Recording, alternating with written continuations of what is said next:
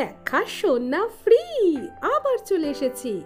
Welcome to the third episode of Bangalore to Goa via Hampi with Mampi. আজ আমরা সারা দিন হাম্পিতে বিভিন্ন স্পটগুলো ঘুরে ঘুরে দেখব। First spot after breakfast, Queen's bath.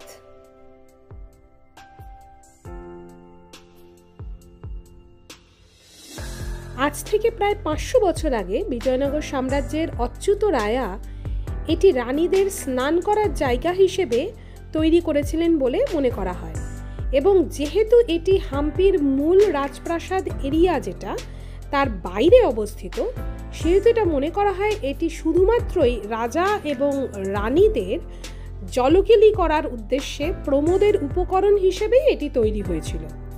স্নানাগারটির মূল কাঠামোটির চতুর্পার্শ্বে পরিষ্কার করে গভীরভাবে পরীক্ষা কাটা আছে, যাতে কেউ অনায়াসেই এর ভেতরে প্রবেশ করতে না পারে। আমরা প্রবেশদ্বার দিয়ে প্রবেশ করছি।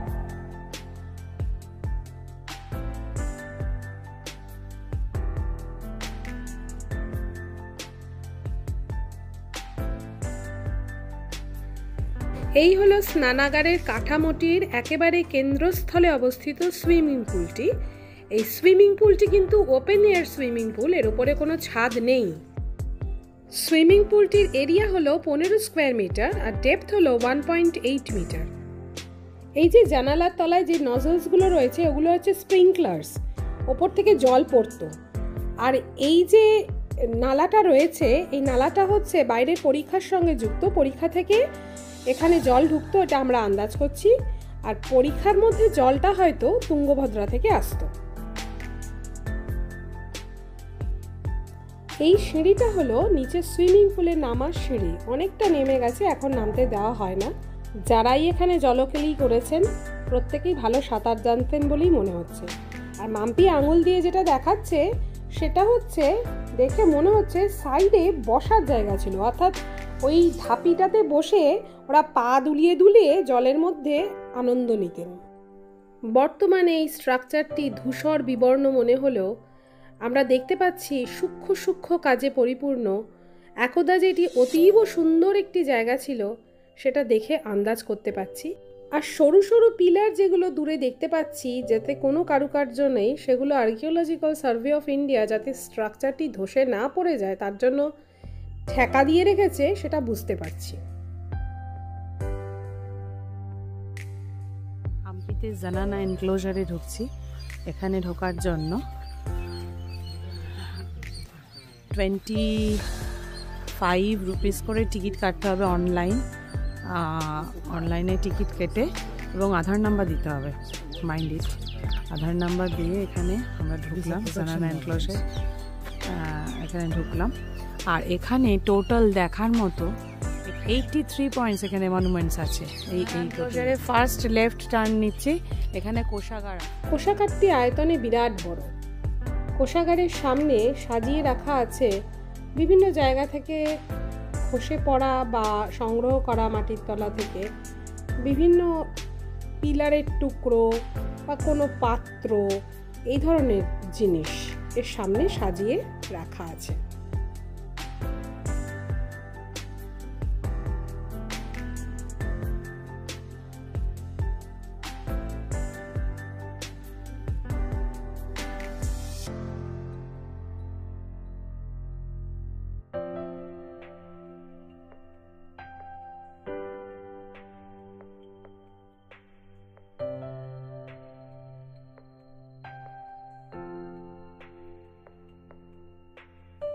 কোষাগারের মূল দরজার সামনে দুটি হাতি সুসজ্জিত অবস্থায় রয়েছে।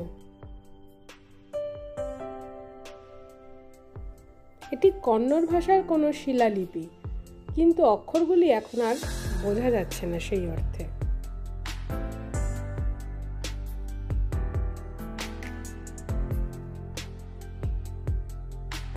বিরাট উঁচু পাথরের পাঁচিল, কি করে এত বড় বড় পাথরের খণ্ড যে একটার উপর একটা তুলতো সেটাই আশ্চর্যজনক।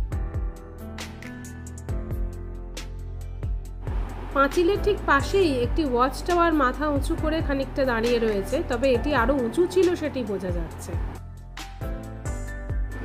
ওয়াচ টাওয়ারের ঠিক সামনেই রয়েছে কুইন্স প্যালেস। প্যালেসের যদিও ফ্লোর ছাড়া আর কিছুই অবশিষ্ট নেই।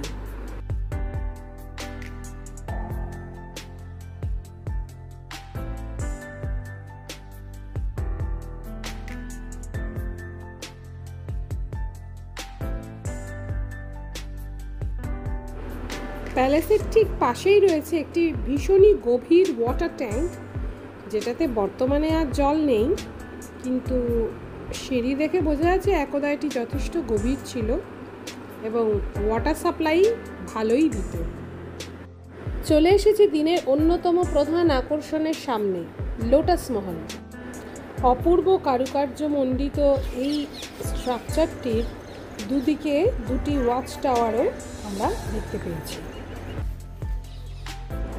লোটাস মহলের ঠিক সামনে বহু প্রাচীন একটি কুয়ো দেখতে পেলাম। কুয়োর জলতল কুয়োর অনেক গভীরে।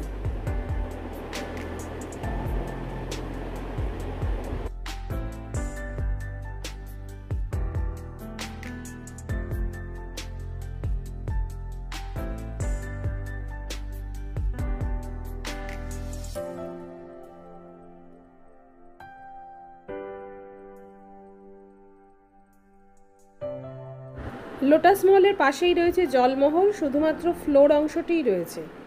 এ প্রসঙ্গে বলে রাখি, হাম্পিতে কিন্তু বেশিরভাগই মাটি খুঁড়ে এগুলো বার করা হয়েছে। বর্তমানে জনবসতি কিছু নেই, শুধুমাত্র এই ধ্বংসস্তূপগুলোই রয়েছে। মেয়েদের থাকার জায়গা জানানা মহলের এক্সিট গেটের ওয়াচ টাওয়ার দেখে ঢুকে পড়ছি আরেকটা এরিয়াতে, যেখানে শুনছি এলিফ্যান্ট স্টেবল বা হাতিদের থাকার জায়গা রয়েছে।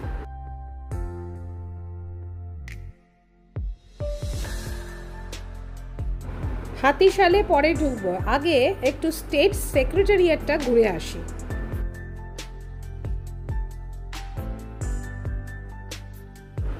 স্টেট সেক্রেটারিয়েটের বাঁদিকে রয়েছে গার্ডস হাউস, অর্থাৎ প্রহরীদের থাকার ঘর। আর আমরা এখন ঢুকছি তখনকার রাজার রাজসভা বা কার্যালয়, রাজার কার্যালয়ে প্রবেশ করছি।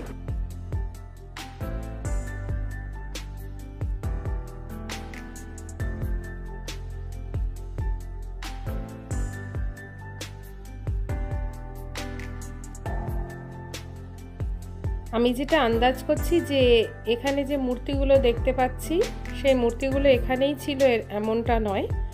এগুলো যেখানে যখন যা পাওয়া গেছে সেগুলোকে এখানে ডিসপ্লে হিসেবে রাখা আছে। এই ভেতরটায় ঢুকলে তো আরও এইটা মনে হচ্ছে যে আমি যা ভাবছি, হ্যাঁ একদমই তাই, আমি যা ভাবছি সেটাই ঠিক। যেখানে যা মাটি খুঁড়ে পাওয়া গেছে সেগুলোকে এই বারান্দায় সুন্দরভাবে সাজিয়ে রাখা আছে এবং সত্যি প্রতিটি মূর্তি এখানে দেখার মতো সুন্দর।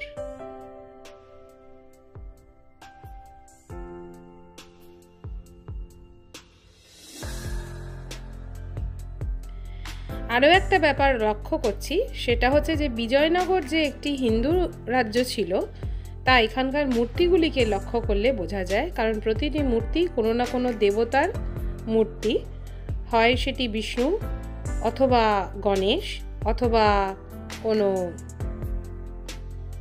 বজরংবলীর কোনো মূর্তি। যেমন এটি একটি শায়িত বিষ্ণু, খুব সুন্দর এই মূর্তিটি।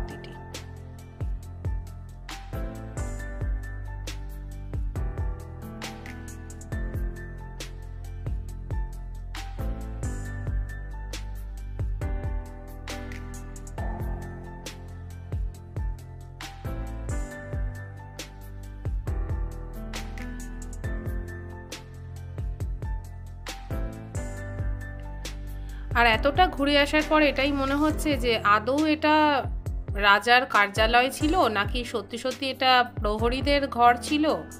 ঘর তো কোথাও কিছু দেখতে পাচ্ছি না, শুধু বারান্দাটুকুই দেখলুম।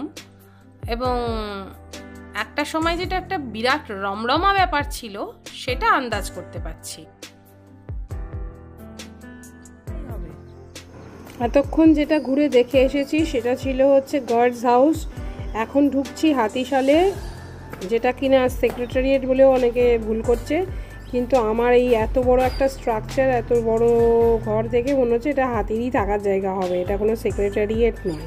এই হচ্ছে হাতিশালার ওপরে সিঁড়ির ওপরে ওঠার জায়গা, ওপরে ছাদে যাওয়া।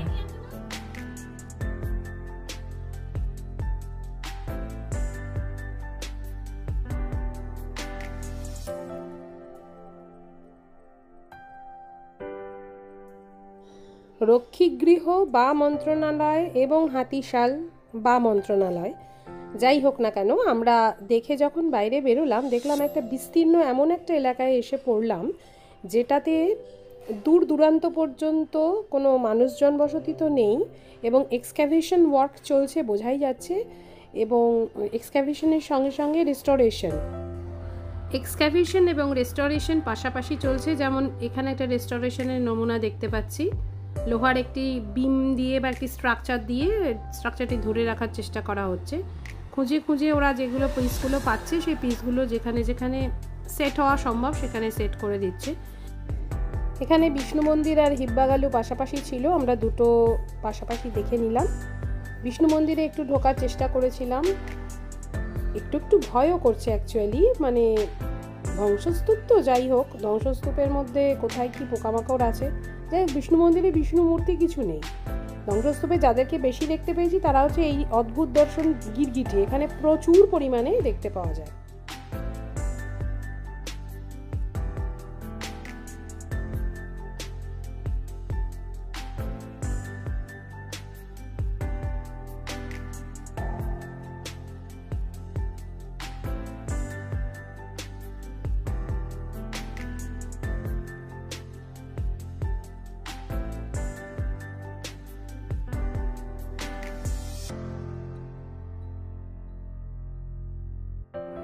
এই বিস্তীর্ণ এলাকাটি পান সুপারি বাজার নামেই পরিচিত।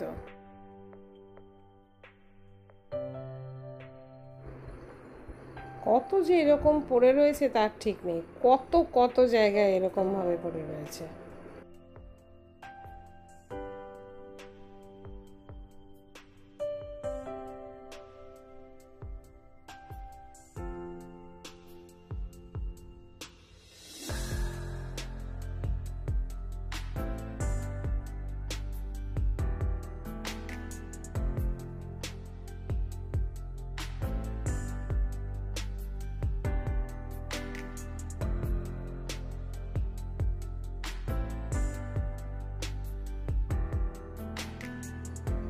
দূরে যে পাহাড়ের মাথায় যে স্ট্রাকচারটি দেখা যাচ্ছে, শুনলাম সেটি দক্ষিণ ভারতের বিখ্যাত বিদূষক তেনালি রামার কুঠি। ওইখানে যাওয়া সম্ভব, কিন্তু অনেকটা হাঁটতে হবে বলে আমরা আজ যাইনি।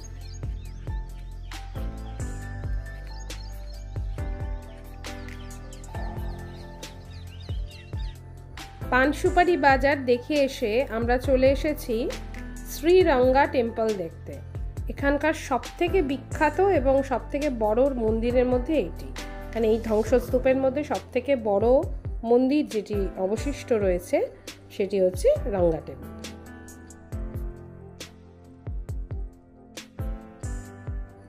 ওই দেখুন, দূর থেকেও সেই মন্দির থেকে জল বেরোনোর জায়গা সুন্দর দেখা যাচ্ছে, একই রকম সবগুলো।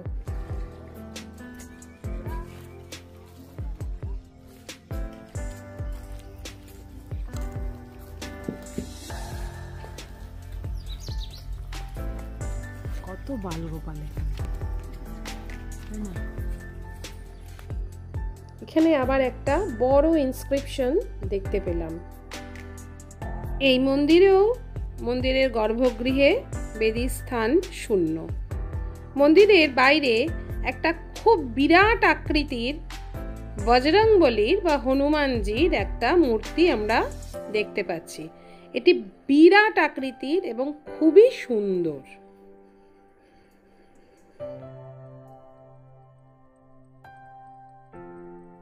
রঙ্গা টেম্পল দেখে এসে আমরা চলে এসেছি এমন একটা এলাকায় যেখানে চন্দ্রশেখর টেম্পল, সরস্বতী টেম্পল এবং অক্টাগোনাল ওয়াটার প্যাভিলিয়ন রয়েছে। গতকাল থেকেই কয়েকটা জিনিস আমরা নোটিস করছি, সেটা হচ্ছে প্রত্যেকটা মন্দিরেই মন্দির গাত্রে যে মূর্তিগুলি রয়েছে মূর্তিগুলির একটিরও মাথা নেই। দেখুন তাকিয়ে, সবকটি মূর্তিরই কোনো একটা ভীষণ হিংসার জন্য মস্তক শিরশ্ছেদ করা হয়েছে, সেটাই আমরা দেখছি। আমরা চন্দ্রশেখর মন্দিরের ভিতর প্রবেশ করছি। এই মন্দিরেরও বিভিন্ন পিলারগুলিতে ভীষণ সুন্দর কারুকার্য আমরা দেখতে পাচ্ছি এবং যথারীতি এই মন্দিরের ভিতরেও কিন্তু কোনো দেবমূর্তি নেই, সবই কোনো না কোনো আক্রোশের বলি হয়েছে, গর্ভগৃহ শূন্য।